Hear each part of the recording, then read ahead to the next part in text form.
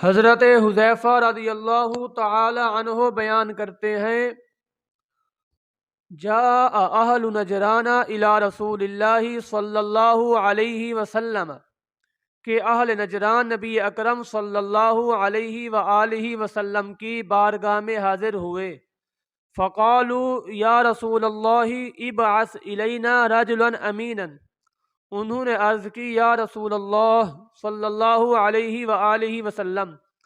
آپ ہمارے علاقہ میں کسی امین شخص کو بھیج دیں، یعنی تبلیغ کے لیے۔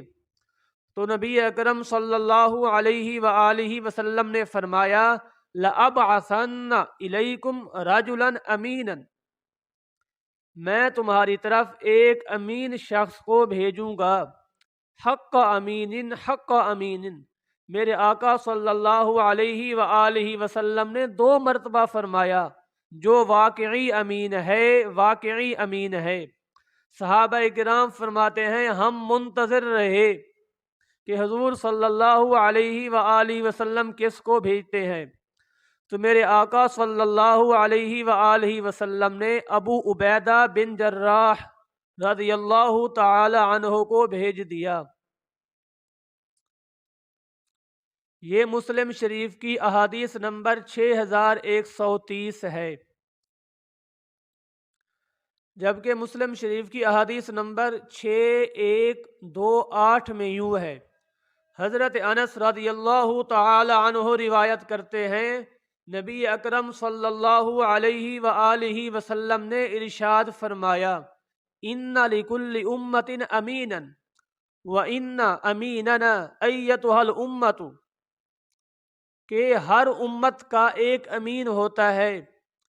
اے میری امت بے شک ہمارا امین ابو عبیدہ بن جراح ہے۔ جبکہ مسلم شریف کی احادیث نمبر 6129 یوں ہے، حضرت انس رضی اللہ تعالی عنہ روایت کرتے ہیں، اہل یمن نبی اکرم صلی اللہ علیہ وآلہ وسلم کی خدمت میں حاضر ہوئے اور عرض کی،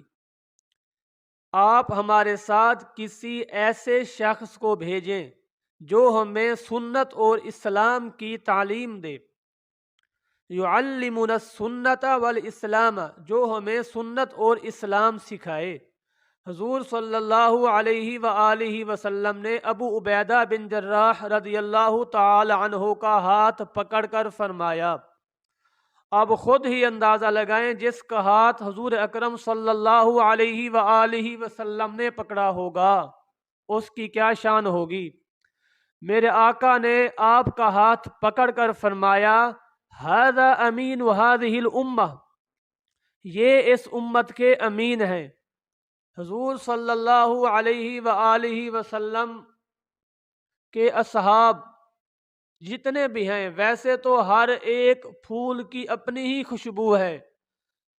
لیکن حضرت عبیدہ بن جراح رضی اللہ تعالی عنہ وہ عظمت و شان والے ہیں، آپ عشرہ مبشرہ میں شامل ہیں۔ عشرہ مبشرہ ان 10 صحابہ کرام رضوان اللہ علیہم اجمعین کو کہتے ہیں، رسول اکرم صلی اللہ علیہ وآلہ وسلم نے جن 10 کو اکٹھے فرمایا تھا کہ تم جنتی ہو، عبیدہ بن جراح ان عشرہ مبشرہ میں شامل ہیں اور اس امت کے امین بھی ہیں۔ حضور نے فرمایا ھذا امین وھذہ الامہ، آپ اس امت کے امین ہیں۔